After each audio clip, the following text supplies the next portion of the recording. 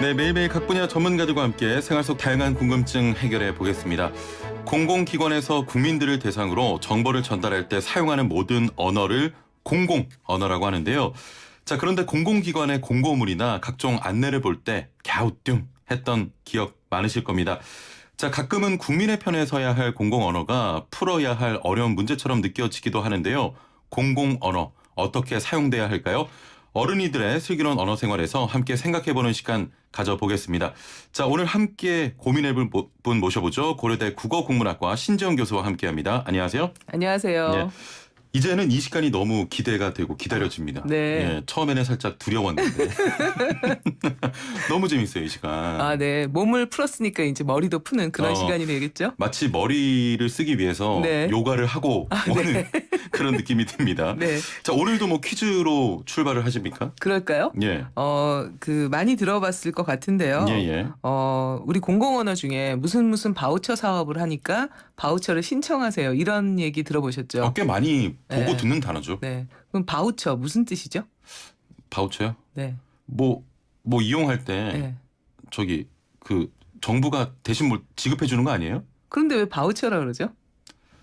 그걸 저한테 물어보시면 혹시 네. 그 쿠폰 아시죠? 쿠폰. 쿠폰. 네. 네. 쿠폰하고 바우처 같은 건가요? 쿠폰하고 바우처요? 네네. 아니요. 아니에요? 네. 근데 왜 아니면 어떻게 다르죠? 쿠폰은 뭔가 네. 이용했을 때 주는 거고 네네. 바우처는 모르겠습니다, 교수님. 네. 바우처 사업을 바우처부터 먼저 예, 예. 설명을 할까요? 오늘 좀 더 친절하게 친절하게 네. 해주시죠. 예. 답변부터 한번 이야기해 예. 볼게요.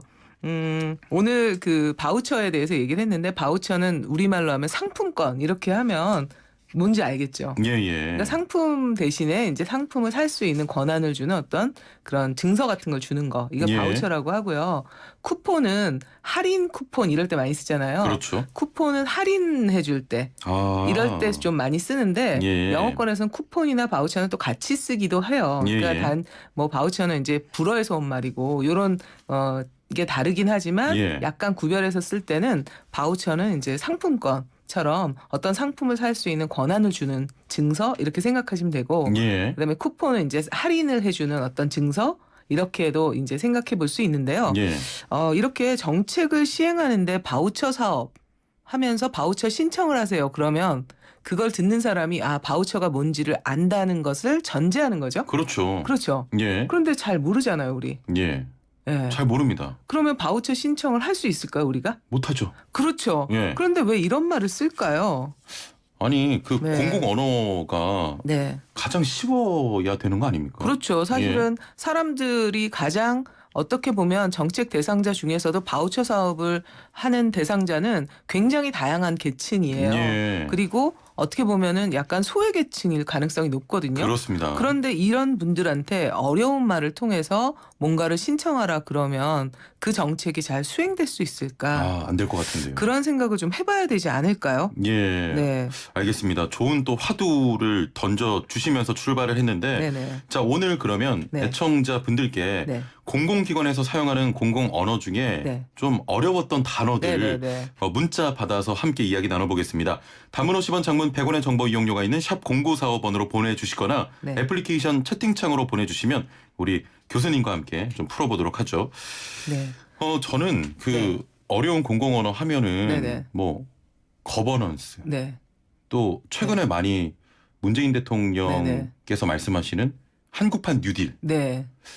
저는 좀 어렵더라고요. 어렵죠. 거버넌스 굉장히 어려운 말인데 예. 사실은 거버넌스라는 말이 거버먼트 대신에 거버넌스로 가자 이렇게 해서 이제 원래 제안했던 사람은 거버먼트는 정부잖아요. 예. 근데 정부가 이제 그런 관이 주도하는 정부였다면 이제 앞으로는 거버넌스가 중요하다. 즉 민과 정부가 같이 민과 관이 협치하는 그런 게 예. 필요하다. 이런 개념으로 사실은 제안을 했어요. 예. 그런데 한국에 오면서 이거를 어떻게 말해야 할까 이걸 고민하다 그냥 거버넌스라고 해버린 거예요. 예. 그러니까 사실은 거버넌스는 민과 협치하기 위해서 한 건데 민이 못 알아듣는 거죠. 오히려 관과 더 멀어지는데.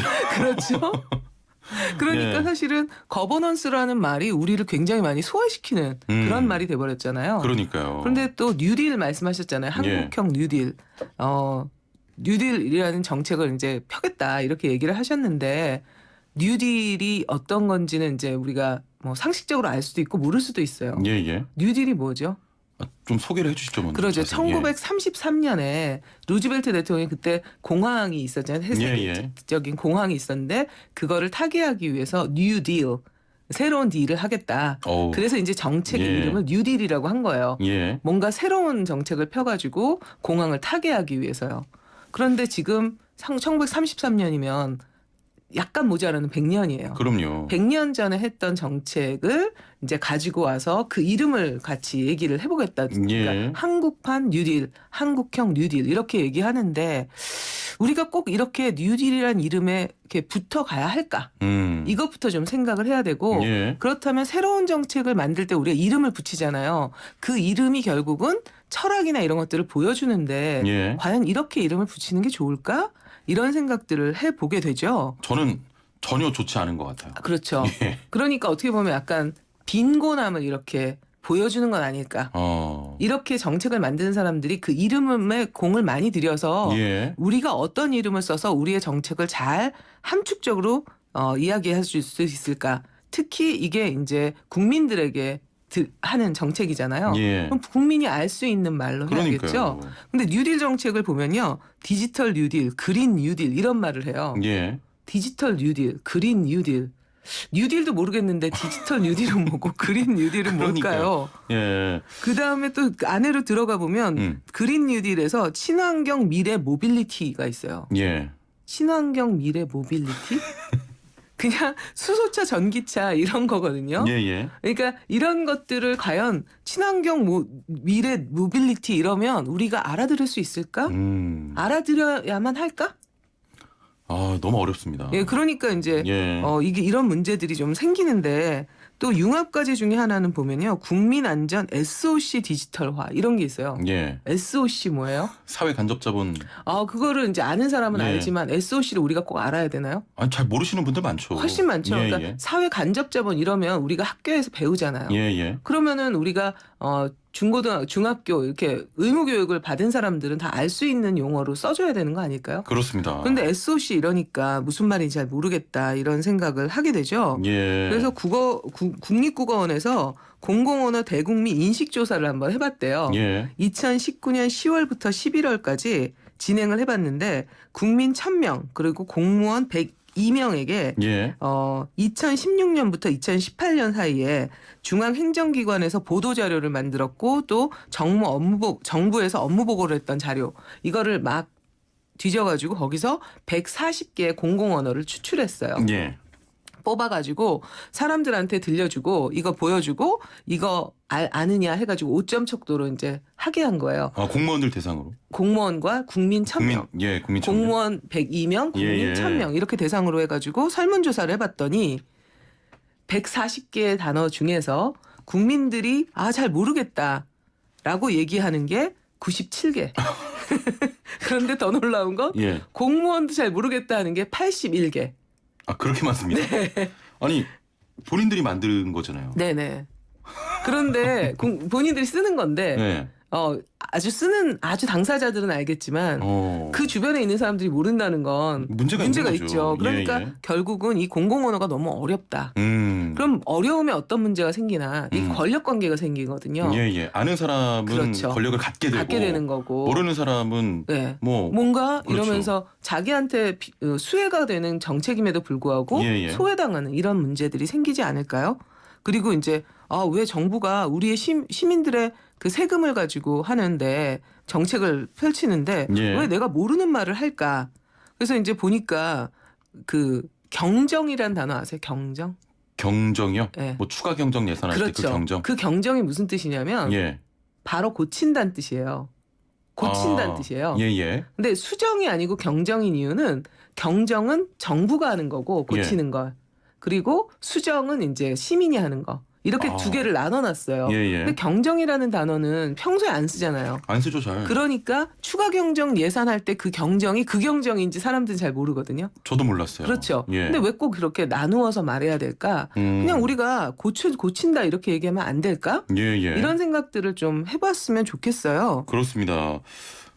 교수님 말씀 네. 듣고 있으니까 네. 참 어려운 단어들이 네. 정부나 공공기관에서 사용되고 있다 이런 생각이 드는데요. 네네. 뭐 더 나아가서는 규제 샌드박스, 네네. 뭐 혁신 창업 클러스터, 네. 어렵죠? 공무원들한테 물어봐도 모를 것 같습니다. 규제 샌드박스 이게 정부에서 얘기했던 거예요. 예, 그래서 저 규제 샌드박스가 모래박스인데 이게 뭘까? 예, 예, 이거는 이제 이것도 역시 서양에서 들어온 말인데요. 예, 그게 샌드박스가 뭐냐면 모래를 갖다가 어떤 박스 안에다 넣어놓고 거기서 모래 장난을 하고 놀게 하는 거예요. 예. 그래서 규제를 유예해주겠다. 아, 유예 기간을 줘서 그 규제를 하지 않고 그래서 이제 그 기업들이 그 안에서 그 기간 안에서 뭔가를 예. 해볼 수 있게 이렇게 하겠다. 이렇게 이제 얘기한 걸 규제 샌드박스 이렇게 얘기해 버린 거예요. 예, 예. 그러니까 왜 우리가 그거를 꼭 알아야 될까? 누가 누구에게 얘기하는 걸까?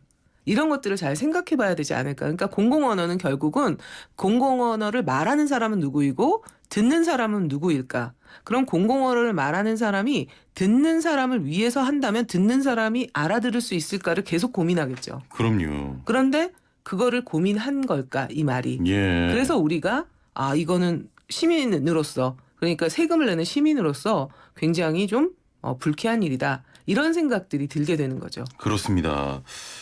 교수님 강의 이렇게 강의를 안 강의네요? 한다. 방송을 듣고 강의가 있으면요. 아닌데. 정말 1,000만 원짜리 강의 같아요.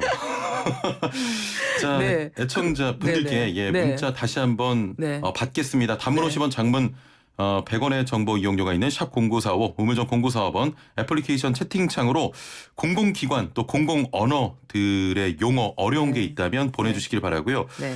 질문이 하나 들어왔어요. 네네. 진호님께서는 네. 해외의 경우도 궁금합니다. 공공언어 어렵게 쓰나요? 하셨거든요. 상대적으로 쉽게 쓰려고 노력하고요. 그게 예. 이제 시민들의 감시가 있기 때문이에요. 그러니까 영어 같은 경우에는 쉬운 영어 캠페인을 했어요. 예. 70년대부터 영국에서 왜 그렇게 어렵냐. 법도 너무 어렵고 공공언어 너무 어렵다. 이러면서 예. 이제 쉬운 영어를 하자. 그래서 이제 그 시민단체들이 압력을 넣어가지고 굉장히 영어가 쉬워졌죠. 그렇게 영어는 또 원래도 이렇게 세계 언어가 될 수 있는 여러 가지 이유 중에 하나가 예. 일상 언어와 전문 언어가 격차가 별로 없어요. 아, 그렇군요. 그래서 일상 언어가 좀 쉬워요. 예. 그러다 보니까 우리는 근데 그렇지가 않죠. 예. 한자어를 주로 옛날에 많이 썼기 때문에 굉장히 어렵다 이런 느낌이 있죠. 예. 그러다 보니까 일상 언어와 전문 언어의 격차가 너무 커지고 그러다 보니까 영어는 더 쉬우니까 영어를 배웠던 사람들은 이거 영어로 해보자. 이런 생각을 하게 될 수밖에 없는 많은 그런 유혹들이 생기게 되는 거죠. 우리나라 보면요.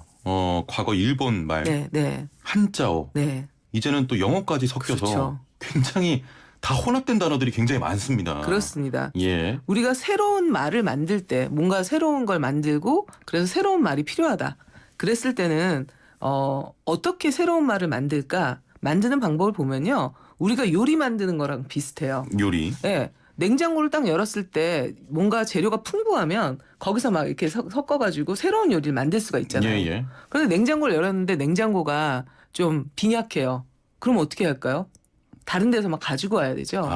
네, 그러니까 우리 냉장고가 얼마나 풍부해질 수 있는가. 예. 그런데 냉장고는 계속해서 채워야 되잖아요. 그러니까 냉장고가 빈약하면 자꾸 다 옆집에서 빌려오게 되고 그러면 그게 이제 악순환이 되는 거죠. 예. 그런데 우리 냉장고를 채울 생각을 해야 되는 거죠. 그죠? 그렇다면 우리가 자꾸 우리말을 써봐야 된다. 새로운 말을 우리말로 막 만들어 보는 거다. 이게 굉장히 중요하다. 이렇게 얘기를 할 수가 있습니다. 예, 갑자기 뜬금없는 냉장고 네네네. 설을 가지고 네네. 이야기하셨고요. 네. 문자들이 조금 오고 있는데 네네. 7028번님께서는 단어도 네. 신분이 있나 봐요. 그러니까요. 너무 어렵습니다. 네. 모두가 알아듣는 단어를 사용할 수 있도록 교수님 앞장서 주시기 바랍니다. 여러분의 교수님 관심이 필요하죠. 짱. 예. 네. 형진 씨도 짱. 네. 많은 분들의 또 관심이 필요합니다. 네네네. 예. 3352번님께서는 네. 말이란 말하기 쉽게 하지 말고 듣기 쉽게 해야 되지 맞습니다. 않을까요? 맞습니다. 박사님 덕에 바우처란 단어는 확실히 알았네요. 감사합니다 하셨고 네. 4203번님께서는 기다리고 기다리던 그분이 나오셨네요. 반갑습니다. 아, 감사합니다. 도대체 이런 어려운 말들 누가 만들었고 왜 이렇게 쓰게 되는 걸까요? 하셨네요. 네. 그런데 또 한 가지 우리가 좋은 예를 한번 들어볼게요. 공공언어 중에 이런 말이 있어요. 온기 쉼터. 온기 쉼터. 온기 쉼터. 예, 서울시에서 예. 버스 정류장 겨울에 춥잖아요. 아, 그래가지고 거기에다가 왜 아마 경험해 보셨을 텐데 따뜻하게 해놓고. 의자가 예, 예. 따뜻해지고 막 이런 거 있잖아요. 그거를 온기 쉼터 이렇게 얘기했어요. 예. 그러니까 금방 와닿죠. 알아듣죠. 그렇죠. 그런데 만약에 이렇게 말하면요, 스마트 쉘터. 뭔가 스마트 쉘터? 왜 이렇게 만드는 거야 대체? 그렇죠, 그렇죠. 이상하죠, 좀. 예. 그 스마트 쉘터라는 게 이제 지난번에 서울시에서 스마트 쉘터를 하겠다 앞으로 예. 이렇게 얘기해가지고 그 자료를 보고 제가 서울시의 국어 바르게 쓰기 위원회가 있는데 거기에 위원이에요. 아, 그래서 이제 그렇군요. 서울시가 노력을 하는 그런 증거죠, 사실은. 예, 예. 서울시 공공언어를 더 좀 알기 쉽게 하겠다 이런 거를 위해서 국어 바르게 쓰기 위원회를 이제 가동을 하고 있는데 예. 스마트 쉘터를 보고 위원 중에 한 분이 이거 너무 이상하지 않냐? 예. 왜 서울시가 노력과는 반대로 이렇게 얘기를 하냐? 그러면서 이거를 어떻게 고치면 좋을까? 이거 안 되겠다. 그래가지고 이제 회의를 했어요. 긴급하게. 그래가지고 이제 여러 가지 안이 나왔는데 여러분은 어떻게 고칠 수 있을까? 스마트 쉘터. 버스 정류장에 그러니까 막 언제 버스가 오는지도 모르고 이러는 거를 이제 다 이제 개선을 해가지고 사람들이 버스가 언제 오고 그다음에 어느 위치에 서고 그다음에 겨울에는 좀 따뜻하고 여름에는 좀 시원하고 뭐 이렇게 안전한 곳 그리고 쉴 수 있는 버스 정류장 예. 스마트 정류장을 만들겠다는 거였어요. 예. 그 내용이라면 여러분은 어떻게 이름을 붙일까? 일단은 쉘터는 쉼터로 바꾸면 좋을 것 같고요. 그렇죠. 뭐 최첨단? 네, 이거 뭐 좀 이상한데? 스마트는 스마트 많이 쓰니까 스마트폰 이런 게 있으니까 예. 많은 사람들이 알고 있는 단어니까 그대로 사용해도 될 것 같고요. 그러면 스마트 쉼터 어때요? 이렇게 얘기를 했어요. 예. 혹은 스마트 정류장 이러면 안 돼요? 그렇게 했는데 이제 서울시 쪽에서는 궁금해요. 예. 위원회에서는 가장 많은 사람들이 스마트 버스 정류장 혹은 스마트 정류장 이렇게 하자. 예. 이렇게 했는데 여러 가지 안을 내고 그게 가장 많았지만 서울시 쪽에서는 스마트 쉼터로 결국은 한 것 같아요. 제가 좀 제안을 드리자면 네. 뭐 제 프로그램 때문에 그런 건 아니지만 네. 슬기로운 쉼터. 괜찮을 것 같은데요. 똑똑한 쉼터. 그래서 저는 예. 똑똑 정류장 이러면 어떨까? 그럼 괜찮네요. 그러면 괜찮지 않을까? 예. 이렇게 생각을 해봤어요. 예, 예. 근데 그거는 이제 조금 5개 안 중에서 하나에 올라가긴 똑똑한 했지만 정류장, 예. 똑똑 정류장 이러면 안 예, 예. 될까? 좋네요. 그런 생각을 해봤습니다. 예. 교수님, 저희가 네. 시간이 얼마 없어서 마지막 네네. 이 질문은 꼭 드리고 싶어요. 네네네. 자, 이렇게 공공언어가 어렵습니다. 받아들이는 국민들 좀 힘들어 하는데 네. 이런 게 불평등을 만드는 원인이 되지 않을까요? 그럼요. 그러니까 특히 이제 조금 힘이 없는 사람들은 예. 가뜩이나 위축되어 있는데 말까지 내가 못 알아듣는 말을 하면 굉장히 위축되죠. 그러면 뭔가 목소리를 낼 수가 없죠. 사람이 위축되면 그렇죠. 목소리를 낼 수가 없는데 예, 예. 우리는 대한민국은 민주주의 공화국이잖아요. 예, 예, 주권자가 시민들이에요. 국민들이에요. 그런데 국민들이 목소리를 못 낸다? 위축된다? 그러면 안 된다. 예. 위축되는 건 내 죄가 아니다. 그거는 우리가 세금을 냈기 때문에 그거는 당신들의 죄다. 이렇게 목소리를 낼 수 있었으면 좋은 좋겠습니다. 말씀입니다. 네. 자, 이렇게 좀 정리를 하면 좋을 것 같아요. 공공언어는 더 쉽고 네. 바르게 써야 될 것 같습니다. 오늘 말씀 감사합니다. 감사합니다. 네, 고려대 국어국문학과 신지영 교수와 함께했습니다.